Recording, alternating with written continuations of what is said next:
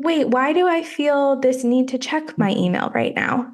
Just because I can and I have access to it because I have a tiny computer as my phone doesn't mean I should. But I think those things have become so automatic for us that it's really kind of peeling back the layers, the habits, the behaviors, and assessing just because I can doesn't mean I should. Is this beneficial for my well-being? Hello, and welcome to this episode of Mad and Lucy, Mind the Gap.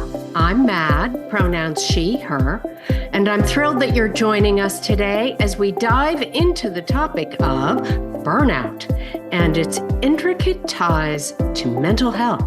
And I'm Lucy, she, her. Today isn't just about understanding burnout. We also want to explore how the younger generation is changing the narrative around work-life balance and pushing back against that traditional burnout culture. We're joined today by a very special guest, Lily Larsen, Executive Director at Navita Health. Welcome, Lily. Would you mind introducing yourself and giving us a bit of your background and experience? Absolutely. Thank you guys for having me.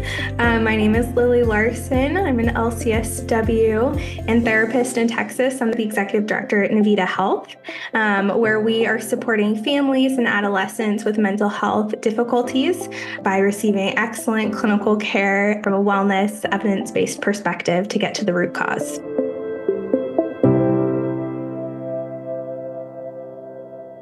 Let's start with the basics. Could you help us debunk some common misconceptions about burnout? Like, what do you see in your practice?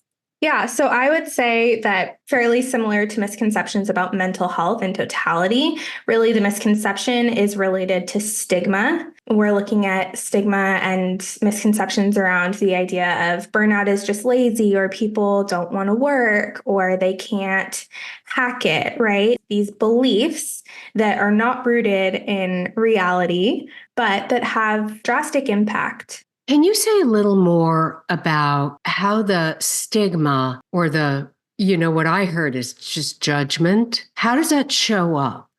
Yeah, so I think that stigma impacts people's willingness to share, and that in turn impacts willingness to get help and access to that help. When we feel shame, we hide things, we don't talk about them. And then oftentimes that also impacts our awareness of the resources and support that might be available. Burnout is, it's an incredibly common experience. In 2022, I believe Microsoft did a survey of around 20,000 people globally, found that 50% of those people experienced burnout, with over 50%, I think it was maybe 53% of those in management experience burnout. So not only do individuals experience burnout in the workforce, but those who supervise or are in leadership positions are reporting even higher incidents of burnout. Wow. So it sounds a little like it can be a vicious circle. So if people are feeling essentially unable to do the job, let's say, or show up to school or their lives in a way that's expected of them, they're so worried about the stigma and the judgment that it kind of just feeds the vicious circle. Yeah, I think that there's less stigma around burnout than mental health in totality. However, I do think that when individuals don't have an awareness for what's going on, burnout is something that can kind of creep up subtly. And when we don't have awareness or insight into what we might be experiencing, we usually don't have the language then to communicate what we're experiencing. And how does one advocate for support or shifts if they don't know or realize what's really going on? That's a really good point. I'm wondering too, with that awareness, sort of what are some tangible things that you can point to that when you're working with someone, you can recognize you might be experiencing burnout? What does that look like? Yeah. So talking about, symptoms of burnout, right? There's a lot, both physically, emotionally, and behaviorally. And then there's risks to those who might be at a greater risk for experiencing burnout. And I think it's important to know kind of the risk factors as well as the symptoms. They can look like chronic fatigue. They can look like feeling hopeless. They can oftentimes look pretty similar to depression. That's why it's really important to when experiencing things like that or noticing that in a loved one, a colleague, to also encourage that professional support and evaluation. We want to make sure we're getting to the root cause of the actual thing that's going on. And we can't get to a root cause if we don't have that expert assessment piece as well.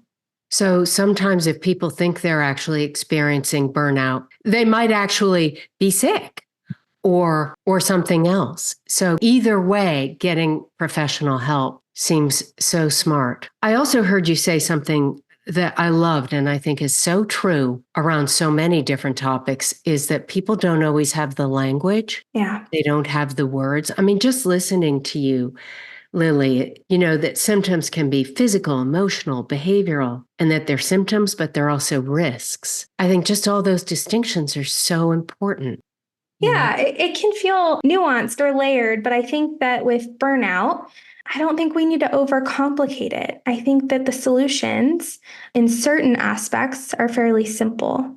Now, the solutions from a systemic lens, not as simple and definitely not simple to implement. However, when it comes to that micro, that individual who might be experiencing burnout, I think you get back to the basics and there's the ability to shift and move forward in a more balanced, hopeful way. Some key strategies to shifting how we respond when we're noticing burnout in ourselves is going back to the basics. So, food, water, movement, and sleep. Making sure that those key things are being addressed, meet your basic needs. And then building from there to things like seeking professional support, engaging with your natural support system, and also actively participating in this concept of unicorn space, which is doing things that bring you joy with no expectation of the result of them, no expectation that they will be good, quote unquote, right? But you are doing it just to do it. Maybe it looks like learning a new thing just for the sake of learning. Maybe it's you pick up a paintbrush, not because you think you're going to be the next Picasso or you have that expectation, but just because, dipping paint on a brush and putting it onto a canvas does something for you. It moves you. Those things are ways we can show up for ourselves and address burnout.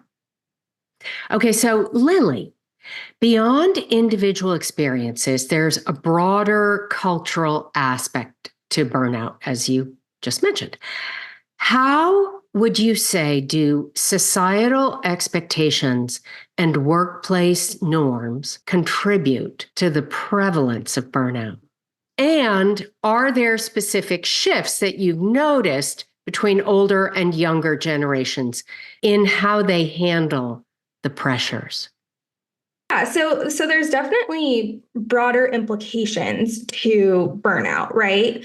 Culturally, it's not just our culture, maybe here in the US, right? But it's individual communities, it's workplace organizations, it's professional fields. They each have their own components, nuance, flavor, so to speak, of why one might be experiencing this. But I would say that a shift I've noticed that I think is a contributing factor is this sense of immediacy and access. We have access to each other all the time, in a sense, because we are always reachable, whether it's text message, Teams, video calls, email. That's a lot of input, access, and demand on us to be wearing a lot of hats all of the time and less time to be honed in, focused, less accessible. And I think that that's a driving factor. Definitely. And what about the specific shifts that you've noticed between older and younger generations? Yeah, so I think that there's a lot of commonality and some differences among generations and how they experience it. I think it's important to note that burnout, while it's a kind of a hot topic right now, I don't think that it just arrived. I think people have been experiencing it for a long time. Yeah. And maybe there was just less or no language to identify it. I would say that with the arrival of this label that we've identified now, this thing is burnout, we've put a name to it. I think that we're talking about it more. And I think that younger generations are more open to discussing things like burnout, mental health in general. And so I think it's something that's more readily discussed with maybe less stigma than older generations. And I think that that's a factor in how we communicate across generations and within companies about it. Yeah, I think that's 100% true, at least from my experience. I mean, I'm a part of Gen Z, so among the younger end of the workforce, just coming into my first job following college. And I think that already is like a core value for me is just knowing what my limits are and being able to pay attention to my energy levels like in the moment. I think that's something I've kind of had to do my whole life because I'm naturally very introverted. And so just to function in the world, I had to put in maybe a little bit more effort to just recognize where I was at so that I could show up as my best self when I needed to go out and be with other people. And I think that burnout is maybe taking that principle and just using it no matter who you are, no matter where you get your energy, making that time to recharge, make sure that like you have everything that you need because you are a person outside of your work. Yeah, and that's crucial insight. And I wonder if we were all entering the workforce with that same perspective, would the prevalence of burnout be different than what we see now? I think that's really helpful, Lily, because you actually just connected some dots that have been floating around in my head. So Lucy's just entered the workforce. I've got a few years left in the workforce. And I'm thinking about my own experience. Like burnout has just not been a thing for my generation. I'm not saying people didn't feel it. I'm saying people didn't talk about it. Yeah. Like literally, I've met people of my generation who've been in really hard jobs for their entire careers. And like one woman I recently met, I said, wow, that sounds like a really hard job. She's a 911 dispatcher. Okay. Wow. And you know what she did? She laughed and she said, oh, yeah, I'm dead inside. I'm not kidding. And we all laughed. Sounds like a first responder. Yeah. But I also am like, we laughed. Now it did stay with me as that might just be a little bit messed up. But I'm thinking back on all the different points in my career where I have felt like I might be over the edge here because I'm noticing like managing my behavior, say, is getting really hard. Yeah. But the word burnout never would have occurred to me. And so, Lucy, the fact that you're entering the workforce with the self-awareness that you have, I mean, that honestly, that kind of awareness didn't come to me until actually fairly recently. Wow. Right. I think I'm somewhere maybe in the midpoint between your career experiences, kind of at that 10-year mark of, being a working professional. And I'm realizing that even as a therapist and as a leader in an organization, I have some bad habits. And I myself am not immune to burnout either. I think especially for my generation, I had like dial-up internet and, the invention of like AIM. And that was just, it happened as I was coming of age and no one was talking about or asking the questions. Is instant messenger, is that beneficial always? Do we need that constant access or, the boundaries piece of, I could say I'm available. Should I? Mm-hmm. Do I need to? The 8 p.m. emails. Wait, why do I feel this need to check my email right now? Just because I can and I have access to it because I have a tiny computer as my phone doesn't mean I should. But I think those things have become so automatic for us that it's really kind of peeling back the layers, the habits, the behaviors, and assessing just because I can doesn't mean I should. Is this beneficial? For my well-being? I remind myself, I remind my team, don't borrow other people's crisis. Don't borrow other people's stress. Even if it is urgent to them, it does not mean that it is inherently urgent to you. Now, there's obviously caveats to that, right? If someone is in true crisis, we have a appropriate crisis related response to address that, right? But I think that as a workforce, like generally, we've kind of adopted this perspective that we all have to act as if we're on call 24/7 with our emails and our instant messenger and our teams. But if you're not a neurosurgeon that needs to respond to a hospital within 30 minutes of critical incident, then you probably don't need to be always available or accessible, right? It's 8 p.m. Turn your email off. Yeah. And now I'm actually thinking that maybe the reason I didn't have as much awareness as Lucy is that, back in the day, we didn't have internet. We didn't have these mini computers. If someone wanted to reach you, they had to call you on your landline. And when that happened and you weren't home, what happened? Yeah, they didn't get you. Yeah. And so there were more end? natural barriers. Right. Yeah. But Lucy, do you feel like you are an outlier in your generation? I think generally most people have, like my age that I've talked to, have some sense of like some kind of boundary that they've set for themselves, that this is my work time and this is my lifetime. Like I'm just going to go do my life. Like there's some kind of almost like a sense of justice in that my work doesn't own me, kind of. I've seen that attitude a lot. I don't know if everyone in my generation is maybe as calculated in that awareness as maybe I am, because I've grown up and had to be so sensitive to my energy levels. And I've often been put into roles where I've like been playing the extrovert. And so I think that adds extra pressure. Like I was a salesperson for a whole summer. That was like a whole thing. So just things like that. Whenever you have those additional things about who you are, whatever it is, that make it to where like spending your time feels maybe a little bit more taxing than the person that can just walk into the room and adapt to any given situation. I think that you have to be you're naturally more calculated about that stuff. Yeah.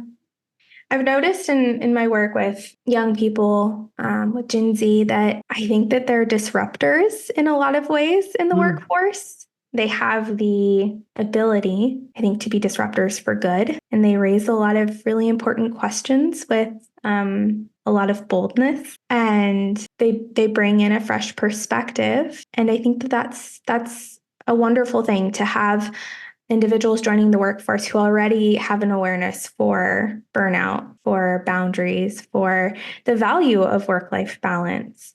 And I'm excited to see how that hopefully continues to shift workplaces, and maybe it moves the needle for us with the prevalence of burnout. Yeah. I see young moms with their, the kids in the stroller and a little kid and a toddler maybe, and they're on their phones. And all I can think is, I am so grateful that I didn't have that I didn't have a phone. Because I think partially it's burnout is the command that we have over our attention. And that there's something about being able to pay full attention to whatever you're doing right now versus not ever being able to pay full attention to anything because you're so distracted all the time. Yeah, part of that burnout piece is a feeling, or, whether it's perceived reality or the reality, that there's a lack of control in one's environment, in one's work. And when we have constant demand for our attention, well, of course, we're not going to be able to give 100% to each one of those things that is, concurrently pulling for our attention, our capacity. And if we can't give 100%, then of course we're primed to feel like we're not succeeding, we're not performing the way we want to, because we have so many different things competing for our brain space. Another piece of burnout is, a reduced efficacy, which again, of course we will if we're being pulled in 100 different directions. Yeah. Reduced efficacy. Yeah. Like, my brain's not working. My brain's not working. The product I provide to the client is less than stellar, right? The email I jotted off while also talking to a team member, while also trying to answer someone's call and giving this other person this urgent deck, right? Of course, there's going to be typos. Of course, you're not going to feel like you were able to give it your all. You were doing 7 things at once. Let's go ahead and shift our focus from generational differences to now exploring how different cultures around the world are influencing the narrative around work-life balance, which of course directly impacts burnout culture. So Lily, in your work with global companies, have you noticed a difference in attitudes towards work-life balance, and how might they be evolving globally? Yes. So having the opportunity not only to work with global organizations, but also to travel and to learn more about other cultures, to be immersed in them, has been an amazing privilege. Part of that is learning from other cultures, other organizations, how other parts of the world navigate these things.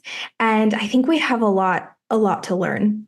Of course, workplace norms, labor laws, workplace faux pas, even, right? They vary globally. But, some examples would be guidelines about working off the clock. In some places, that's not allowed at all.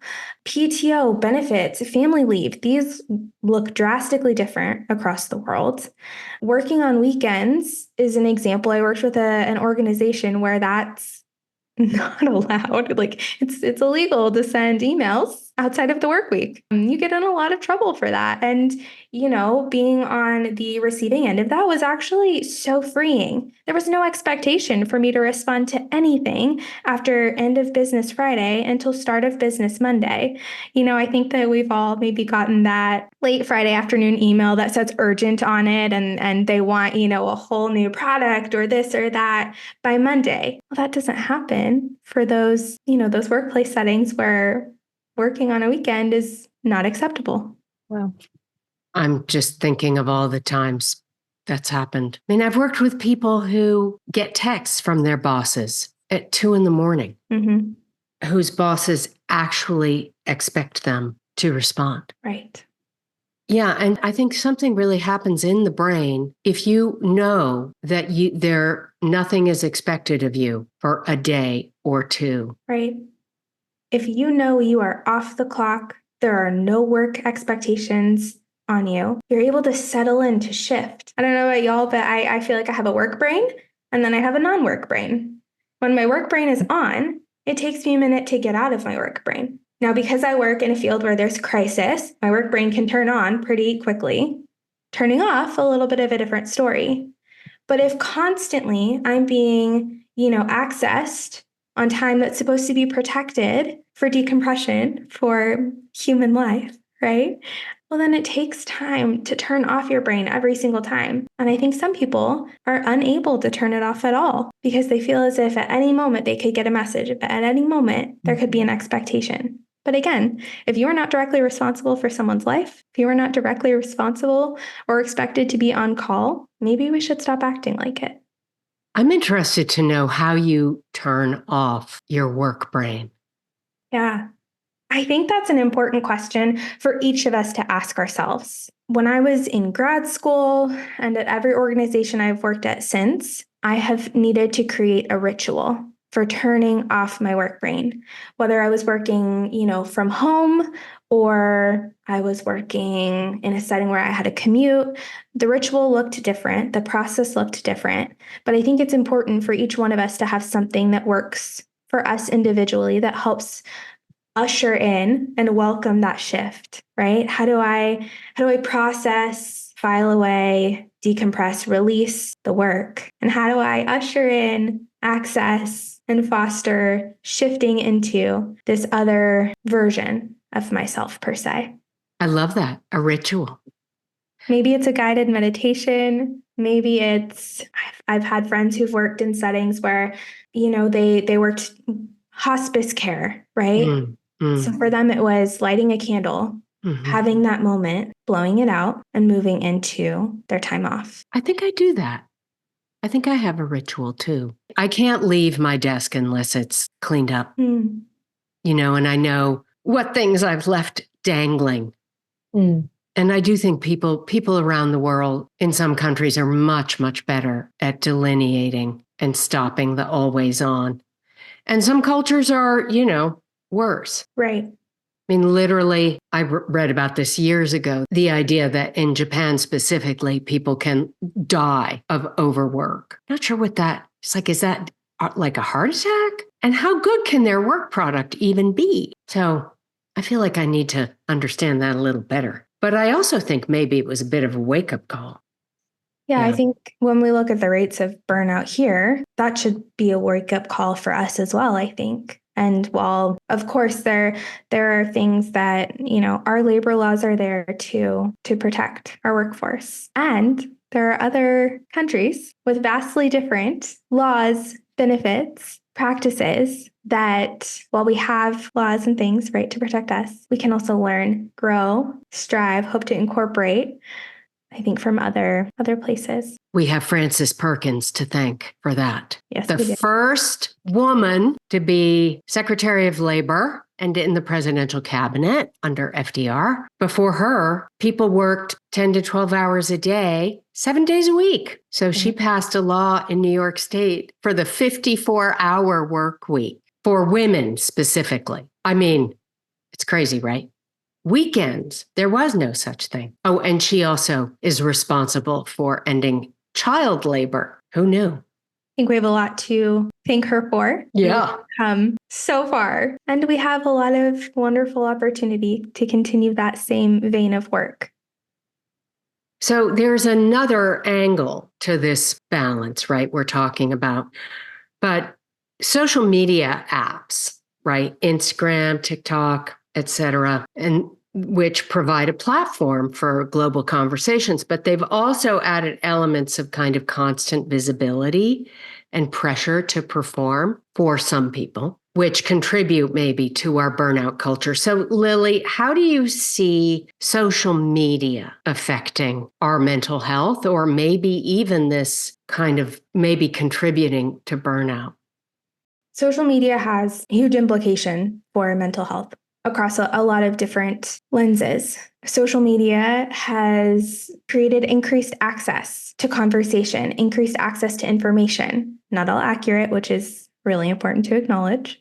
There's that. It's provided opportunity for people to connect with individuals who have similar experiences, where they can feel that they're not alone in these things, where they can connect with those that have those similar experiences and maybe are at different stages in the journey, right?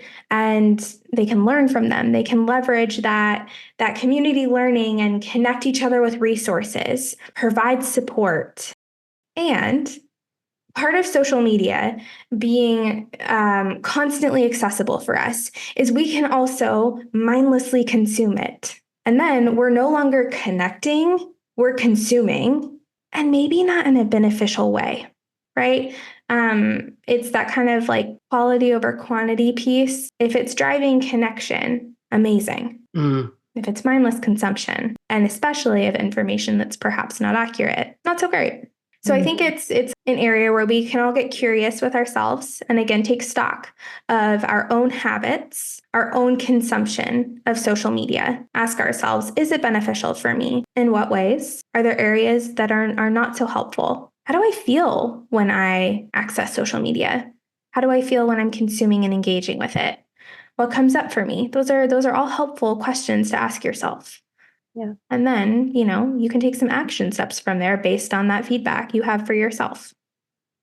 I sometimes wonder, when I was a kid, we didn't have television. Most people did have televisions, so I'm not that old. But but I remember long car rides and train rides where I was bored. I mean, bored. And stared out the window, and my sister and I made up games together. And I worry about the younger generation that they never have an opportunity to see what their own minds will generate because it's always occupied, often with the equivalent of junk food. So what do you think of that, Lucy? I think it depends on who you talk to, because I've definitely heard from some of my friends saying, when we have kids, we're not going to put screens in front of our kids' faces until they're much older compared to what we've seen in the generation that's just younger than us. And so, like, I've heard that a lot. So I think there's a level of awareness that we are consuming junk food, but I've also seen like those same people get lost in Instagram while they're all sitting together and just hanging out. So it's kind of like there's an awareness, there's a desire to maybe use the tool in a way that supports connection, but there's also like that constant temptation almost of just doing the mindless consumption thing. And I think depending on who you ask, they might say, well, mindless consumption is fine, like in moderation. So that's a question too, I guess, is there ever a point where I've heard it called rotting sometimes, like on social media, like people will have rotting days where they'll just do nothing but watch TV and just lay around. And that's like seen as a mental health thing. So I'm interested, Lily, especially what you have to say about that, if it's sort of on the same wavelength as that mindless consumption. Pat, I can see you like recoiling right now. Lucy, I think you really nailed it, right? It's too much of a good thing. Moderation is key for all things. So something can start out as a great thing, and quickly it can become a replacement for something not as helpful. So again, I think it goes back to our own personal insight and awareness. Lucy, when you talked about having awareness for your own needs around time to recharge, to have that introvert time, to have that space, to have those boundaries with yourself. That's an example of a way where total isolation, too much of what is a good thing for you is time to recharge in solitude. But total isolation probably would not be amazing for your well-being either. No. Same thing when it comes to social media, when it comes to, you talked about this kind of phenomenon of a rot day, right? Where I do see the benefit is in this age of constant access to self-help, to self-improvement, we don't always need to be in that state of working towards improvement. When you mentioned letting people be bored, we need that too. Yes.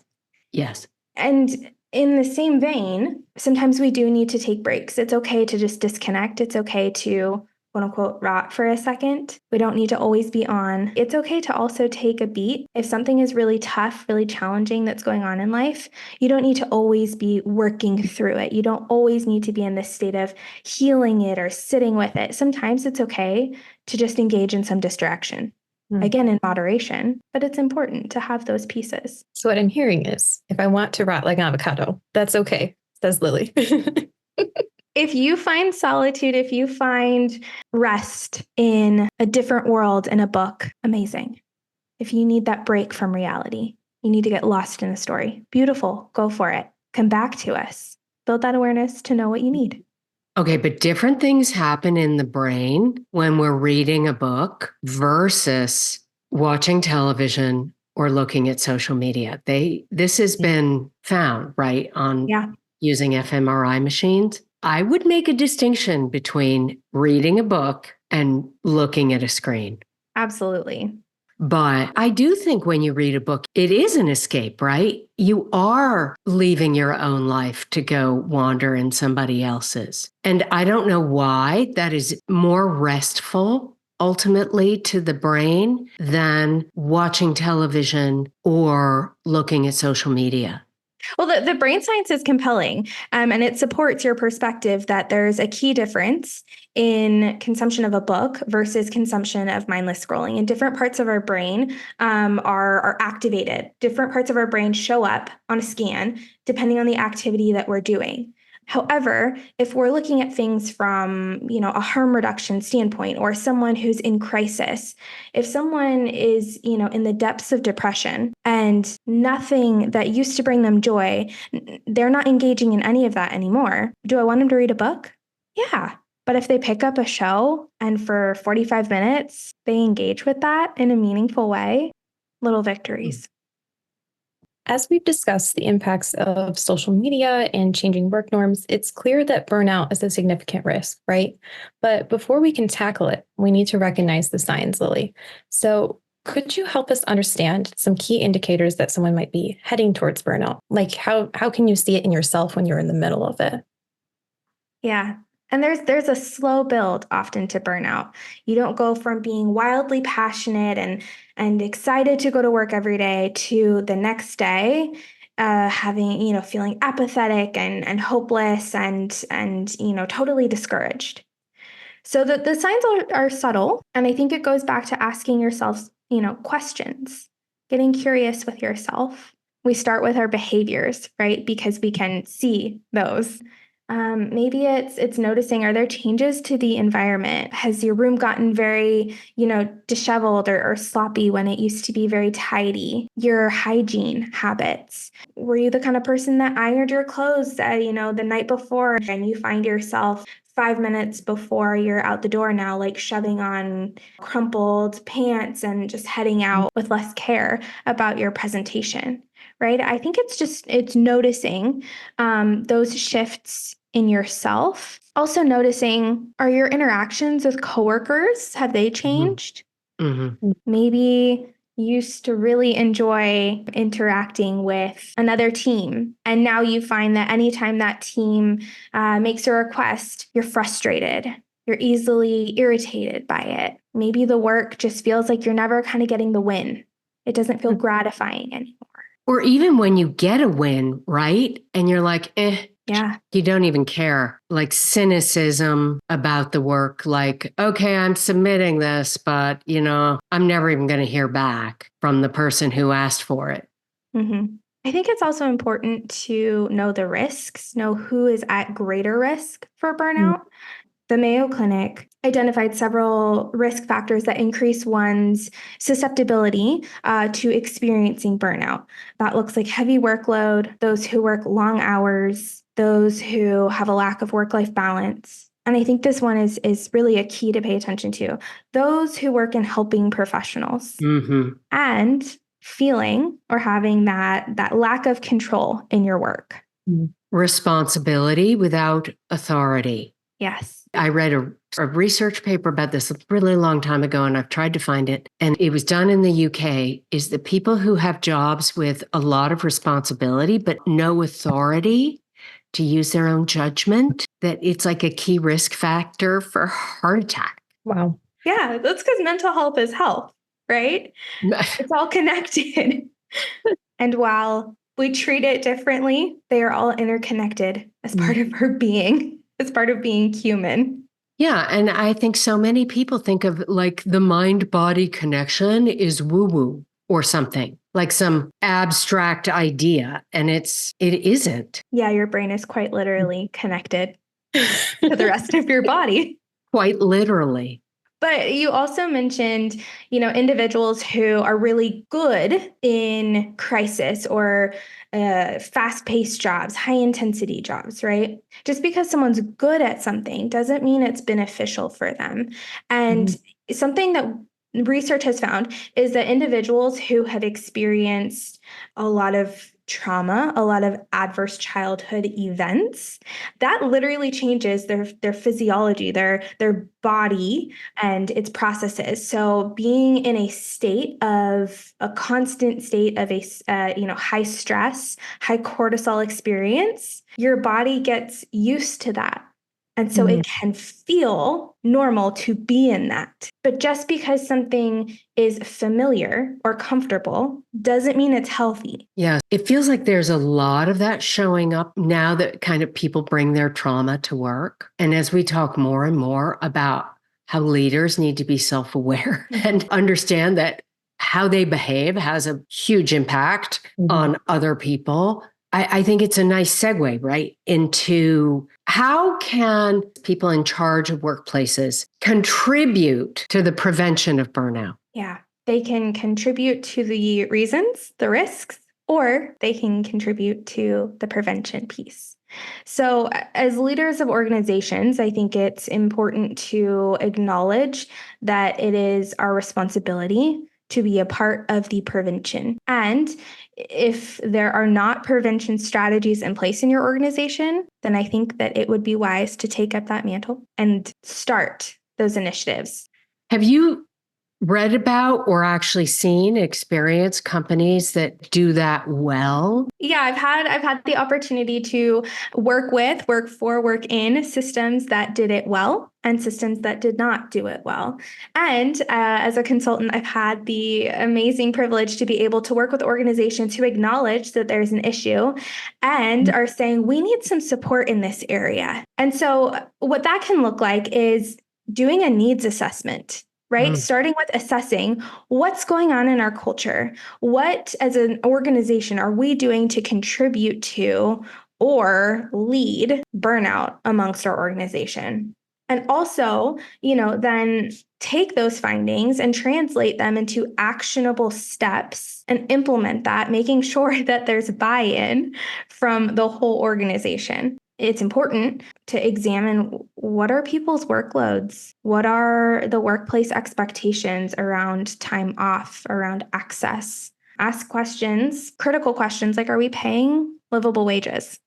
If we're not paying livable wages, people are probably not going to be experiencing a lot of well-being, a lot of wellness, and creating meaningful and enriching opportunities to engage in well-being and, having that support both on and off the clock. I would say that if, as organizations, if your answer to burnout is just adding an additional training on employee well-being, probably not going to solve the problem.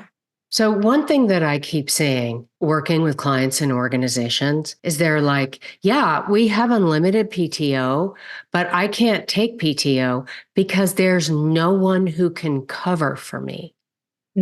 It's a risk to the organization and it's a risk to individuals. As an organization, it's a risk if the reality is things happen and if someone decides to stop showing up and there's no one else who can do that role, well, you've got a problem as an organization. And likewise, as individuals, if we have this crushing pressure and responsibility that no one else can do our job, no one can cover, of course, people feel like they can't take time off. But your pay time off is part of your total compensation. And organizations need to factor that in and ensure that they can move forward with people utilizing and engaging in that benefit and piece of their compensation. So employees need to advocate for themselves as well. We can all be a part of the solution, whether we are the CEO of an organization or we are, this is our first time in the workforce. We can all be a part of the solution. We can all have the conversation. We can all practice our own boundaries. We can all hold our organizations accountable, and we can all model those boundaries and that balance in beneficial ways. This is making me think of the blog that you wrote recently, Mad, about I think she was the CEO who was complaining about the young kids that had come in from this top business school and were complaining about their workload coming into the company. And that was just sort of a rite of passage for that particular company, that you just sacrificed your life to them for those first couple of years. And so I'm wondering, in that kind of situation specifically, where it seems like there is no sympathy at the higher levels, or is it just sort of the expectation that in some industries that's going to be really hard to even begin to kind of challenge? Well, this is where I think a bit of the generational conversation comes back in, which is like, I gave up 5 years of my life when I was your age. Why shouldn't you have to reap the benefits? But I know kids that are just out of grad school who are doing the same thing. And if they literally sacrifice their lives for a period of time to get to a certain point, there's a pretty good chance that they're not going to have any empathy or sympathy for, the next wave that comes in. It's like they think of it as paying your dues. It's a badge of honor, right? But that's one way to keep things at status quo, is to continue to support that messaging, that that's the badge of honor. It's what we've always done. But there's risks to that. Physicians have a higher rate of suicide than other professionals. Oh, I didn't know that. Yeah. They're at an increased risk for suicide. They have all the risk factors, right, for burnout. They've done studies, and, the amount of hours you go without sleep around the expectation for physicians, you would not be legally allowed to drive. Wow. You would be considered an impaired driver. So there's a lot of conversation happening right now around things have to change. People are losing their lives. People are practicing in unsafe ways. Yeah, I think that really just shows the stakes of what we're talking about when it's left unaddressed, where it can lead. And I think, it also ties back to generational differences. I think this generation, again, going back to them being disruptors, there's a lot of ways to be successful. There's also a lot of ways to measure success and define success. And I think people are asking themselves, what if success looked differently? Would success be feeling healthy and well in the workplace? Yeah, I think that's what your generation, Lily, and yours, Lucy, I think that's what you're bringing to the table. Just asking the questions and redefining what success looks like. I think I want to say too, and I think you might agree, Lily, it's not that we're looking to older generations and saying that you failed or that you did something horrible or wrong or you made some kind of mistake with your lives. Like, we deeply respect what you've accomplished and the world that you created for us. At least I do. But just that we're aware of it and we want to make it better for everybody, not just for our generation, but for even people like you, Mad, who maybe only have a couple more years left in the workplace.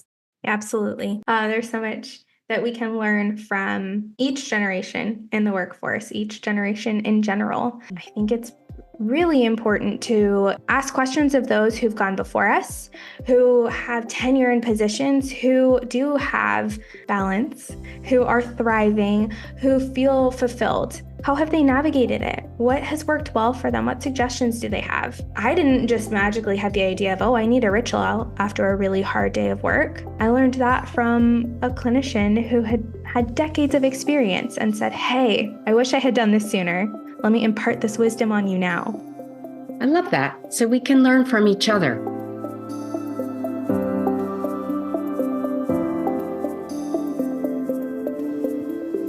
As we draw today's episode to a close, we've covered a lot of ground on burnout, its signs, impacts, and the shifts happening in workplaces across generations.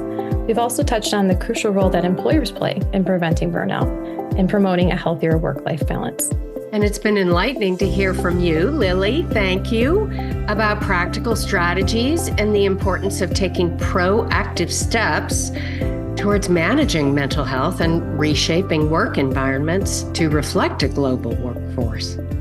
We hope today has inspired you to reflect on your own experiences with burnout and consider what changes you can advocate for in your workplace. Let us know what you think at leadify@blanchard.com or engage with us on social media. Links to our channel are in the show description. And don't forget, your well-being is worth speaking up for. Small changes in how we approach work and manage stress can make a big difference. So keep pushing for what you need. It benefits everyone. Until next time, keep minding the gap and looking out for one another.